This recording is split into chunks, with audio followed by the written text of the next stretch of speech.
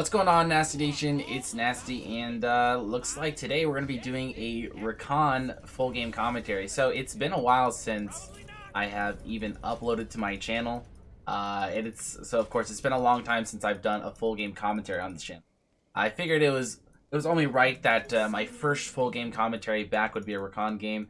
I don't tend to go by a one-trick pony, but a lot of people kind of know me for my Rakan. A lot of people like my Rakan content, so we're going to bring it back. We're going to play some Rakan. I haven't played League in a while. Let me just start by saying that I did decide to take a couple months off from playing League, from streaming and playing YouTube, to focus on school. That's kind of a whole other subject. But my point is I came back to playing League actually yesterday, and to my surprise, Rakan was in the win column. He had a 51, almost 52% win rate. So the champion's pretty good, it seems, at the moment. In this video specifically, we're going to be trying to figure out what it is that makes Rakan so good, and how you can efficiently play Rakan, and how you can win more games as Rakan. Hopefully our Caitlyn stays connected, because that would be a pretty poor start to this video. Anyways, I would just like to say it's really nice to be back. I hope that you guys enjoy this video and all the videos that are to come. Be sure that you guys do leave a like on the video and subscribe to the channel if you do go on to enjoy this one. Without further ado, though, let's get into this lane phase. I'm not even going to try to fake a leash here because we already know that they're at our blue buff. I think Caitlyn was disconnected when all that happened. But yeah, there's no need for us to fake a leash because I'm pretty sure they're taking our blue buff. Maybe not, though. This is a ranged matchup, so I don't think I'm going to be having too much of any kind of threat here as far as playing aggressive. Not bad. I level 1. That's why I'm going to start off with the Q. If you're up against something like an Alistar, maybe Leona, I maybe take W. Caitlyn's going to take a good amount of chunk here. Ice is decently low as well, though. We should hit the level 2 power spike here on them, but I don't think my ADC is going to be positioned well enough to capitalize on that. Even though I did hit the level 2 and I was in a good spot to go in there, not a great idea if my ADC is not ready as well. They did start in the bot side. The jungler, rather, started in the bot side. I believe that's why they were a little late to lane. They were leashing. I can probably assume that he's going to be top side around now. So I'm going to hold on to my ward for just a little bit longer. So Zilean does kind of win this matchup against Rakan just because he can outrange me. I can't really sustain through his poke. With that being said, though, if I am able to get on top of him, it makes for some pretty easy kills. A very squishy champion, not a whole lot of mobility. The wave is pushing towards us, and our Hecarim path from top side to bot side. So I think right now we don't really need to be doing anything too fancy. We can land that Q there, heal up my Caitlyn. We're gonna wait for this Hecarim to come down. I don't really see anything else for him to do. He could take maybe Gromp, maybe take Scuttle, but for the most part, I think Hecarim's got to come by here. So we're going to play the patient game, waiting game, and we're going to wait for Hecarim to come on down. Fortunately, it looks like they just placed a ward. So that's probably going to be a blown cover.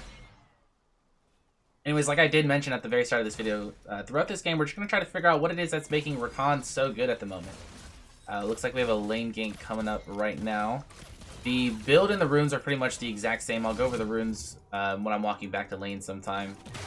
A little busy at the moment. Might go for a W here. I don't think she's going to get low enough for an ignite to kill. We did get the heal, though, which is always good. The reason I was able to go for a W there is just because she kind of greeted for those 2 minions. So she's standing still. It's a guaranteed free knock-up when she does that. Does still have flash. Of course, not going to be able to pick up a kill there with the Zilean still having his flash, but by using my W there, I at least guarantee the flash. That's going to be both suns down. Now we just got to watch out for Warwick ganks. I think we can slowly win this lane at this point if we just play smart. Warwick is mid, that's good. I believe Kai'Sa still has her flash.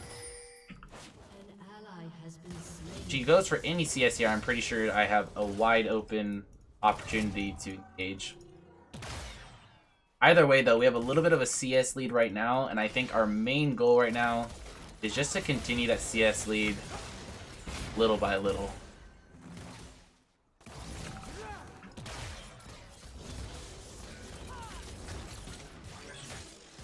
This also might be just a decent time to go back, though. I have 500 gold. I'm assuming Caitlyn probably has 1,000. Obviously enough for something like a pickaxe. You get the Kaisa flash there, and we're getting ganked. So I'm going to pop this potion early. I'm probably going to be the one to have to flash out here.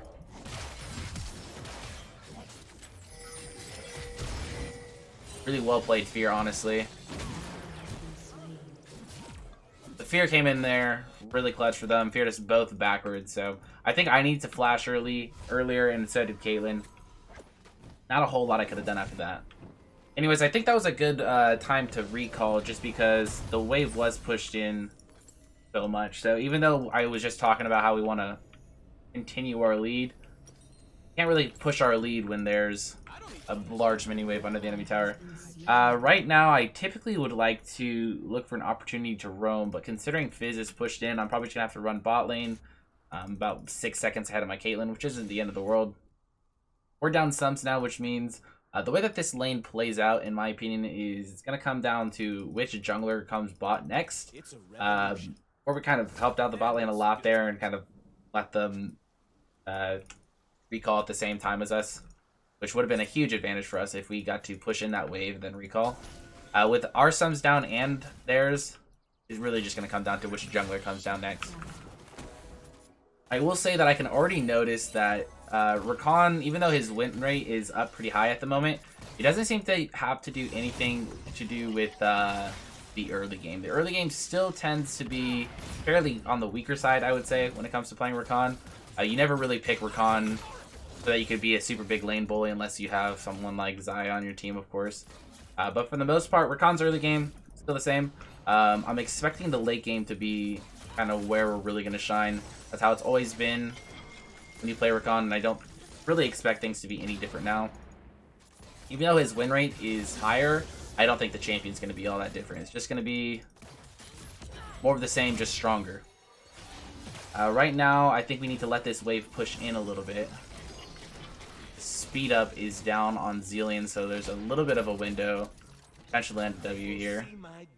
I'm assuming the tri-bush is going to be warded. Oh, it's not. Okay. We have maybe dive potential here.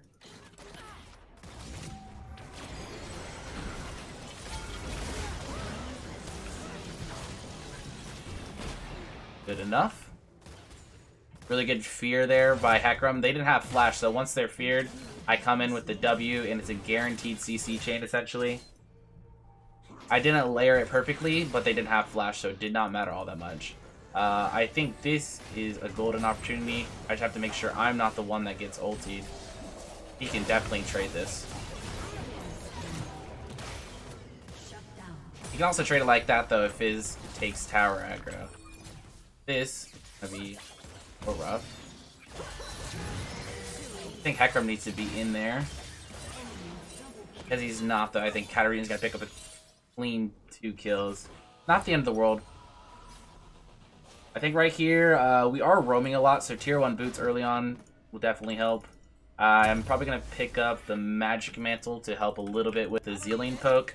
Poke won't be as ridiculous anymore. I think the dive there probably needs to go with either me or Hecarim taking aggro first.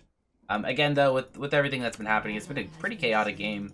I would say 13 kills within the first 9 minutes is obviously more than a kill per minute. I don't think it's the end of the world. As I've said a couple times now, Rakan's all about the late game. I don't see this working too well for us. Oh, that's good.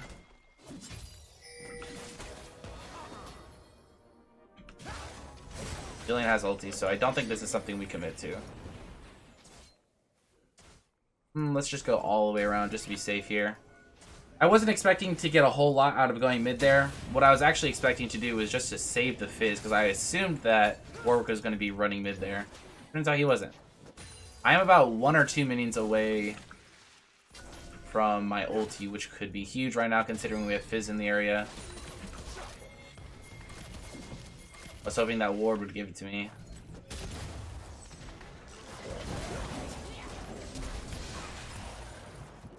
Get this ward. I think I'm just going to creep around the corner and try to give him no way out. Once he commits, then we go back in. a guaranteed knockup. With no ulti on Zilean, that might be a free kill as well. No way I can save him there. 2 kills is not bad, though. I think as a Fizz player, anytime you can go 1 for 1, it's pretty much worth. I have my ulti here, which means I don't think Katarina can do a whole lot against us. All I have to do is stand right on top of her and pop my ulti, and we're in a really good position. Okay, probably not the best engage there. If we can get 1 kill here, it will be worth, obviously. If we can get 2, it'll be even better. There it is. I would say a very over-eager engage for me. I thought Hecarim was still nearby, and I also thought that Katarina, or Kat might be able to, excuse me, Kate might be able to follow that up. So the engage ended up being pretty early, but we were able to lure them in for the extended trade, and we were able to win it eventually. 0-1-6 in 11 minutes. Game so far pretty even, but I would say we're doing our part for sure. Tier 2 boots might be good here, but I think Glacial Shroud is even better. Should we swap that out? Get a control ward. Not a whole lot of roaming this game. We have roamed here and there. For the most part, though, it's been a lot of plays in the bot lane. Big reason we're not roaming, though, is just because there's usually, obviously, the plays in the bot lane, so I'm having to go bot. Also, every time I see an opportunity to roam, as right now, you see Fizz is always pushed up, so that's okay. Because Fizz is pushed up, he's having more opportunities to roam to us rather than him being pushed in and then I have to roam to him. So it's kind of all the same. With Warwick topside, we can maybe look to dive bot. Just gotta watch out for the Zilean ulti, that could be dangerous. I think if we were to dive, we obviously just focus probably the Kai'Sa, even though she's gonna be brought back to health.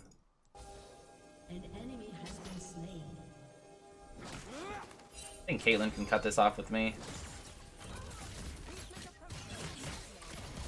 I think right now, even though we don't typically want to be pushed in, actually, being pushed in is usually never a good idea, but we have a Caitlyn who's really good at sieging. We are really close to taking another plate. That's obviously really good. Sorry, shield here and proc the Guardian. And on top of that, we have priority in our mid lane, and Hecarim's been playing bot side a lot, so diving is something that we could do pretty easily.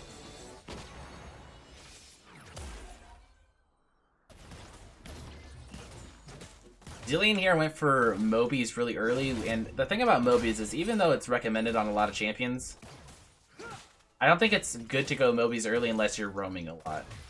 And Zilean has been stuck in this lane for the majority of the game, which is why I don't think it was super wise of him. We can look for plates here, but there's no dive potential, I don't think. So yeah, Dragon probably is the right call here. Because we're having a super scrappy game, we're going to reach our mid game pretty early on. I think that's good for us.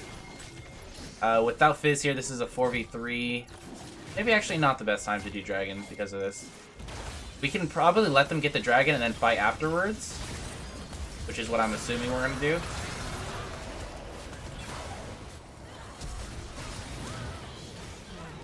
I think Katarina's going to die. Oh, maybe not. Okay. Play this slowly. They only have one way they can go.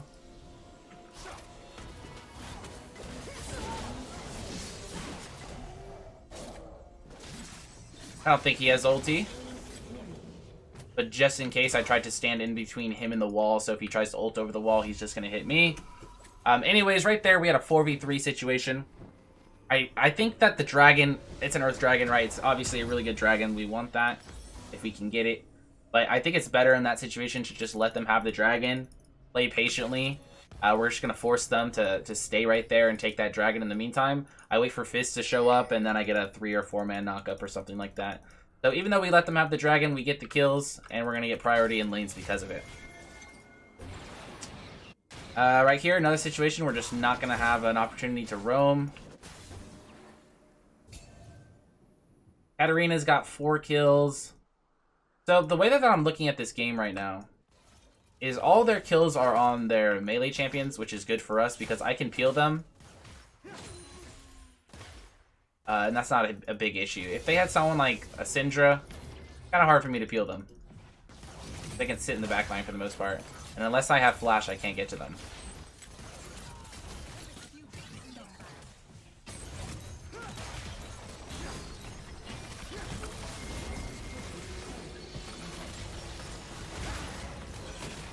Ulti's up in 3, 2.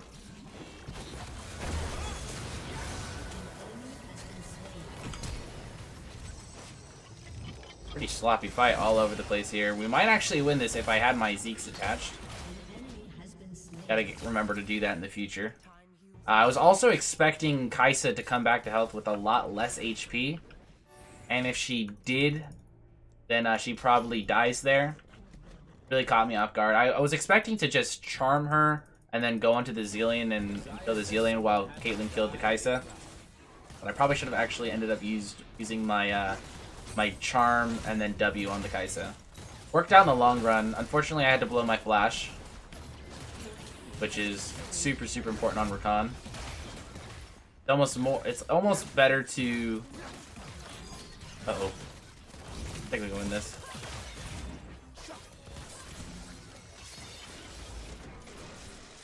As I was saying, I think it's almost better to die with flash up, just because having flash up for engages is so incredibly important.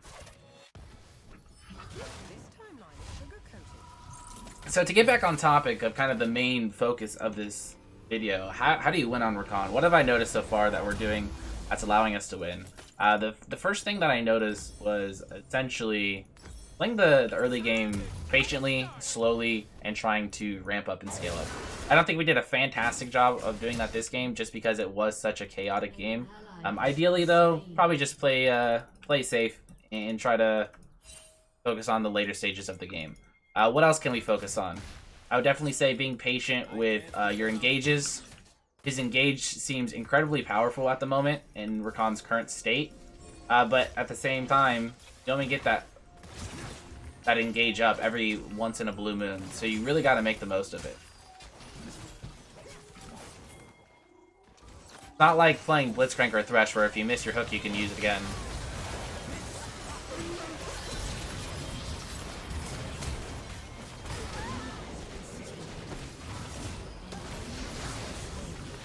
As we see right there, we're running around the enemy for quite a while, right? Kind of flirting back and forth with this Rift Herald. I just wait for the right opportunity. I don't force the engage right away. When Hecarim's right on top of me, I'm not using it. I waited for Katarina to use her ulti there. Mess that up, and then we win the fight. So Rakan, I think right now, he's at a 51% win rate in solo queue. And I think that it could be even higher if more people knew how to play him. Because what it seems like I'm seeing every time I'm up against Rakan, every time they have their ulti or their flash available, or both, they're just using it instantly. You just gotta be patient. That's the #1 key when it comes to playing Rakan. Recalling here actually doesn't do anything for me, because I won't be able to get this Forbidden Idol. I think I just sweep right here, and then head towards Dragon. Probably should have been closer to Dragon in the first place.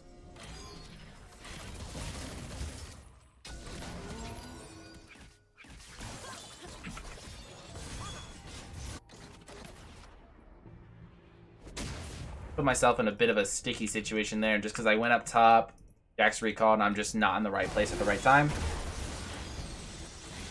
Jillian, I would assume, has ulti, but doesn't use it.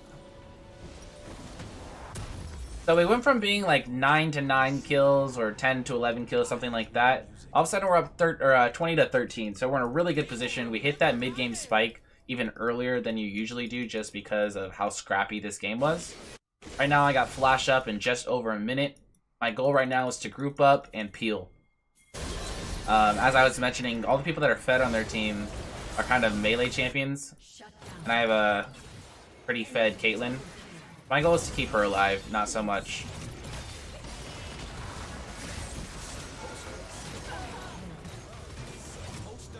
Make sure I tank all this up for my Caitlyn. There we go. Yeah, so the goal is not necessarily to try to kill their backline as much as it is for me to just keep... Uh-oh.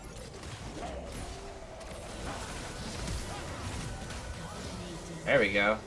Just keep Caitlyn alive. That's the game plan. No need to chase there. I'll just drop that over to the side in case he tries to sneak back around.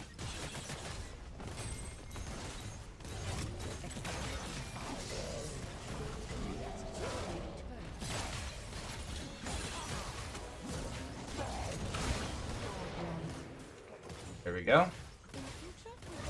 No global ultimates that I really need to worry about here. There's the Kaisa W, but I think she's pretty far away.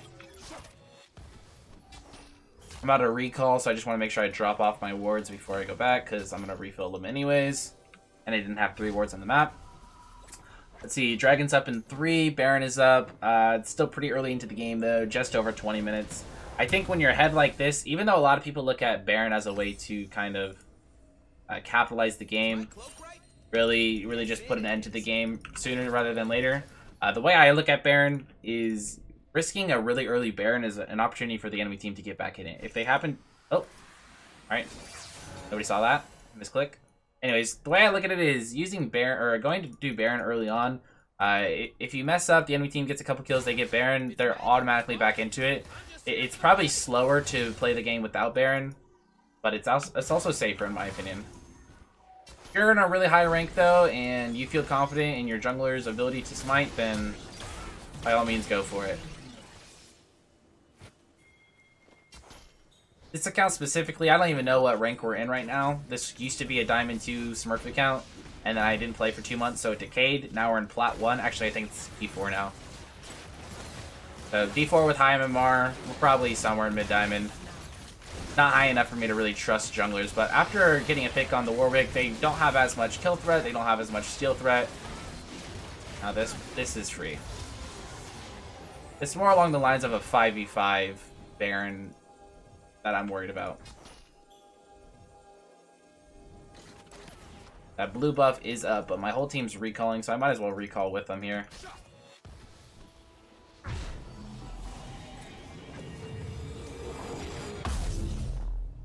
I could sell 1 control ward just to have this. I tend to do that a lot. You get a control ward or a couple control wards, but then you need a little bit of extra gold. I think it sells for 30, so it's only 45 gold that you're losing. If you have more than 1 control ward in your pocket and you need a little bit of extra gold, it's not the end of the world if you do that. Let's see. Caitlyn's top side staying alive, which is okay. I think right now a split will be fine, like a 4-1 maybe. Send Jack to the bot side or top. Use Baron.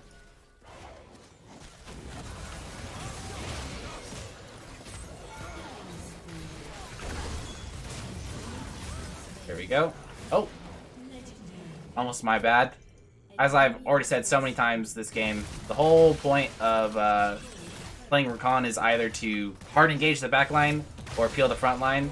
This game was a peel the front line kind of game, which I just keep my Caitlyn alive. Right there, I thought I kept her alive because I thought the Warwick was already dead, but turns out she wasn't, and I almost threw that, but we're good to go. 4 free kills. I'm going to drop this redemption early, just to make us at full HP going into this final push. Uh-oh. Almost pulled right into that. Watch out for this Katarina here. I'll wait for my W. Oh. My flash! No, come here!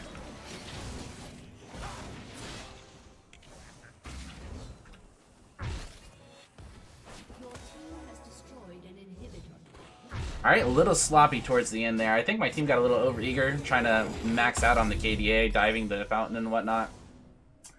Okay, we didn't throw that hard. I still have 10% CDR to go for. I think Rayla's would be fine here. Obviously, we're not even going to get to that part of the game, but we'll start working on it just in case.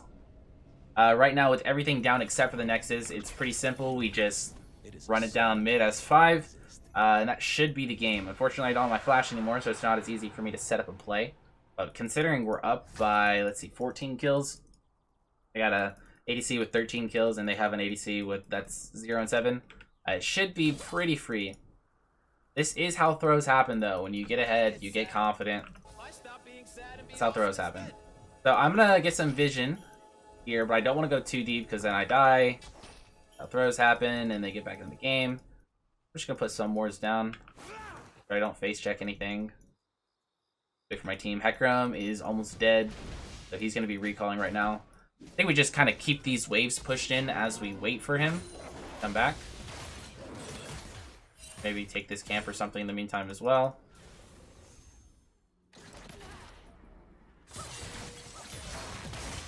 really appreciate it if this guy did not do this. Jax is going to go for the back door, though. So that should do it. I think we finished 3-1, 21, something along those lines. Pretty good game.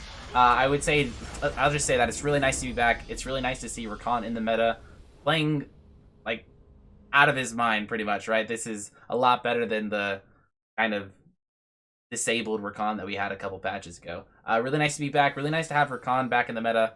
Thank you guys so much for watching this video to the end. I would say this was a pretty solid performance. So a like on this video would be greatly appreciated. Also subscribe to the channel if you have not done so already. That'll do for me though, and I'll see you guys next time. Peace. I could do this all day, I could do this all night, all month, all year, for my whole entire life. Who you know got a home, but seen to live on the road, looking like a black gypsy in the caravan.